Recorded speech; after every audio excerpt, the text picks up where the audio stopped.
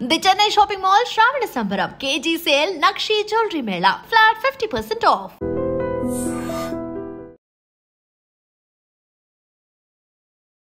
మనుషులేనా అసలు సమాజంలో ఉంటున్నామా మనం?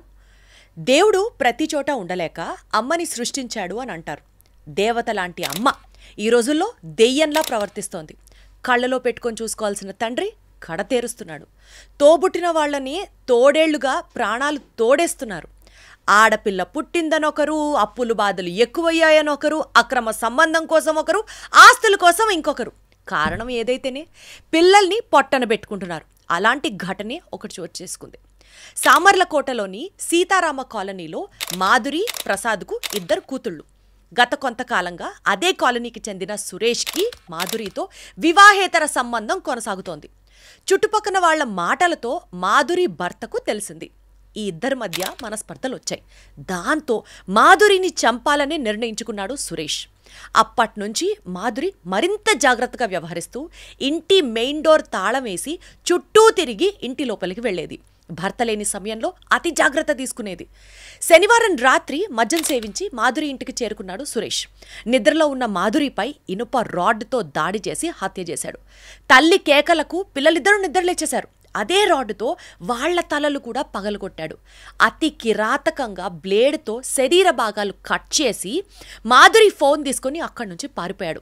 అనంతరం పోలీసులు ఫోన్ సిగ్నల్స్ ఆధారంగా సురేష్ను పట్టుకున్నారు. ఇది ఒక రకమైతే తమిళనాడులోని నామక్కల్ జిల్లాలో గోవిందరాజ్ ఓ ప్రైవేట్ ఫైనాన్స్ కంపెనీ నుంచి తీసుకున్న లోన్తో ఇల్లు నిర్మించాడు. నెలకి దగ్గర ఒక 27,000 ఈఎంఐ కడుతూ వచ్చాడు. కానీ కొద్ది రోజుల క్రితం కేరళ నుంచి తిరిగొచ్చిన అతనికి ఈఎంఐ పేమెంట్లలో కొన్ని సమస్యలు ఎదురయ్యాయి. దీనివల్ల తీవ్ర మానసిక వేదనకు గురయ్యాడు. మంగళవారం తెల్లవారుజామున భార్య, కుమారుడు పడుకునుండగా హాల్లో పడుకున్న 3 కూతుళ్లను గోవిందరాజ్ కొడవలతో గొంతు కోసి హత్య చేశాడు. భార్య గదిలో నుండి బయటికి రావడానికి ప్రయత్నించినా తలుపు బయట నుంచి లాక్ చేయబడి ఉండడంతో ఆమె ఏమీ చేయలేకపోయింది. అనంతరం గోవిందరాజ్ ఇంట్లోనే విషం తాగి తాను కూడా చచ్చిపోయాడు. సమాచారం అందుకున్న పోలీసులు సంఘటనా స్థలానికి చేరుకుని దర్యాప్తును స్టార్ట్ చేశారు. మృతదేహాలను పోస్ట్ మార్టం కోసం నామక్కల్ గవర్నమెంట్ హాస్పిటల్కి కూడా తరలించారు. That's all different story altogether. ఒకటేంటి, ఇలా చెప్పుకుంటూ పోతే రోజుకొక ఘటన. ఇలాంటి వార్తలు వింటుంటే గుండె తరుక్కుపోతూ ఉంటుంది. ఎంత దారుణంగా మారిపోతోంది మన సమాజం అని అనిపిస్తుంటుంది. నిజంగా చెప్తున్నా, ఇవాళ తల్లిదండ్రులే తాము కన్న పిల్లల్ని చంపేస్తున్నారు అనే వార్తలు చూస్తే మాత్రం చాలా బాధ అనిపిస్తుంది. నవమాసాలు మోసి కని పెంచిన పిల్లల్ని కడుపులో పెట్టుకొని చూసుకోవాల్సిన తల్లి, పిల్లలకి మంచి జీవితం ఇవ్వాలని కష్టం తెలియకుండా పెంచాల్సిన తండ్రి, తమ స్వార్థం చూసుకుంటూ పిల్లలు ఏమైపోతే మాకేంటి అనే తీరు చూస్తుంటే నిజంగా అసలు వీళ్ళది మనిషి జన్మేనా అని అనాలనిపిస్తూ ఉంటుంది. మీ జీవితాల కోసం పిల్లల ప్రాణాల్ని ఎందుకు బలి తీసుకుంటున్నారు? ఒక్క మాట చెప్తా, మనకి ఒత్తిళ్లు ఉండొచ్చు, సమస్యలుండొచ్చు, కానీ పిల్లలు మన బాధ్యత.